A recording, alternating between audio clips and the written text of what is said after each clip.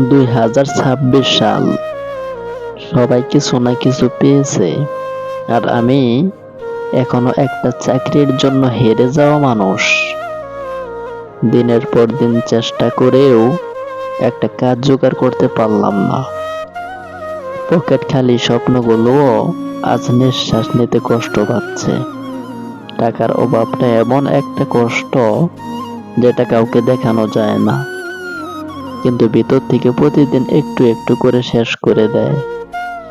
আর সবচেয়ে বড় আঘাতটা কি জানো? যাকে ভালোবেসেছিলাম সেও চলে গেল, হয়তো আমার শূন্য পকেট দেখে, নাকি আমার ব্যর্থতা দেখে। আজ বুঝি ভালোবাসা আর বাস্তবতা এক না।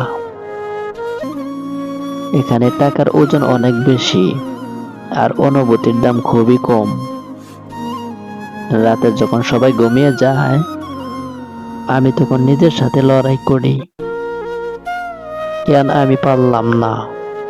কেন আমি এখনো দাঁড়াতে পারলাম না? শেষে একটা কথাই বলবো, আমি ভেঙে গেছি ঠিকই, কিন্তু শেষ হয়ে যায়নি। একদিন আমি দাঁড়াবো, আর তখন হয়তো কেউ থাকবে না পাশে, তবু আমি নিজেকে নিয়ে গর্ব করব। ধন্যবাদ সবাইকে। আমার ভিডিওটা যদি ভালো লাগে তাহলে লাইক, কমেন্ট এবং সাবস্ক্রাইব করে পাশে থাকবেন।